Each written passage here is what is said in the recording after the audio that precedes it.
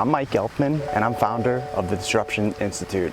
Today I'm going to be talking with Jake Jacobson, who's the Senior PR Manager for Children's Mercy Hospital. This is a unique perspective that we haven't had yet on Streetcar Stories, and so I think, this kind of stuff will give you a lot of perspective in life. So he's going to be sharing some stories from his time at Children's Mercy and working as a small part of the BigSlickKC team and what it's like to do stuff with Paul Rudd and Jason Sudeikis and Riggle and all of the celebrities that are kind of coming to Kansas City and helping to raise awareness and money for the Children's Mercy cause. We're also going to be hearing what he thinks about our Streetcar app that we launched. All that and more. This is episode 21 of Streetcar Stories.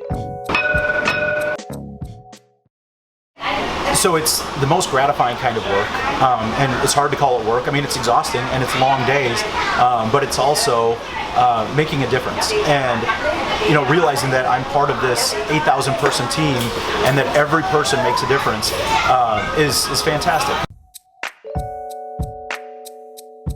Stories.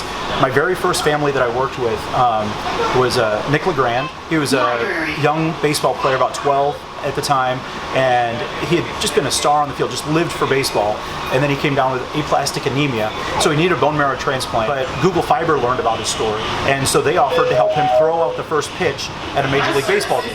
And so we had to figure out how he could throw out a first pitch when he's not able to be around crowds or travel. And so Google Fiber set up a mini pitcher's mound at the Google Fiber space, and Nick showed up, and there was a crowd of his friends and family and doctors, and they got to watch him throw out the first pitch because there was a robot set up on the pitcher's mound out in Oakland for an Oakland A's New York Yankees game. And so they announced his name and said, "And throwing out the first pitch from Kansas City, 1,800 miles away, Nick LeGrand." It was just awesome. But my favorite part of this whole story was they needed to find a match for Nick's bone marrow transplant. And so everybody who shared the story, and everybody shared the story, it was on every major network, CNN, ESPN, Sports Illustrated all picked it up. And everybody said, you could help Nick just by making sure you're on the bone marrow registry. And the next time they did a search for it, they found a perfect match. And so he was able to get his surgery, he was able to get his bone marrow transplant, and then a year later he was able to throw out the first pitch at a Royals game because he was essentially back to good old Nick. And it's been 3 years, and I still, I'm in touch with that family. I mean, all of these kids become your kids.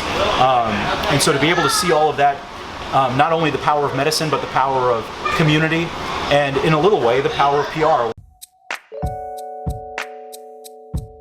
7 years ago, Rob Riggle got together with Paul Rudd and Jason Sudeikis and decided they wanted to do something for Children's Mercy. They wanted to give back to our cancer center.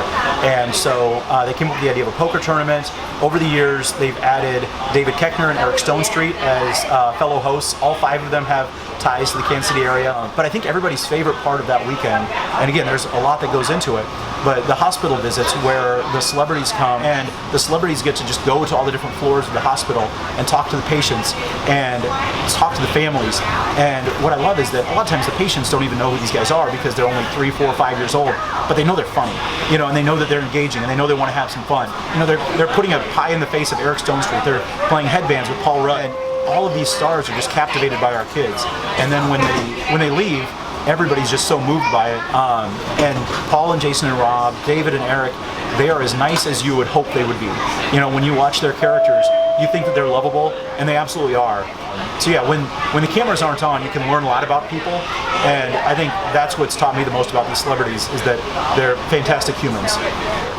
So you think about 20 to 30 celebrities, and they all leave here, again, not only falling in love with Children's Mercy, but falling in love with Kansas City. And they're here because they want to be. We're not paying them appearance fees, and they're giving up a weekend to spend time with our kids, sometimes at the expense of spending time with theirs. And so I think that shows that personal connection to Children's Mercy and to Kansas City. So if the Streetcar is this great way to explore Kansas City, I think the Streetcar app that you guys created is a perfect way to be a welcome mat to that experience. And it brings you into the Streetcar in a way that if you're a little timid or if you're not quite sure about the Streetcar experience, it's a great way to introduce you to it in a very inviting and encouraging way. And I think that that's what we need.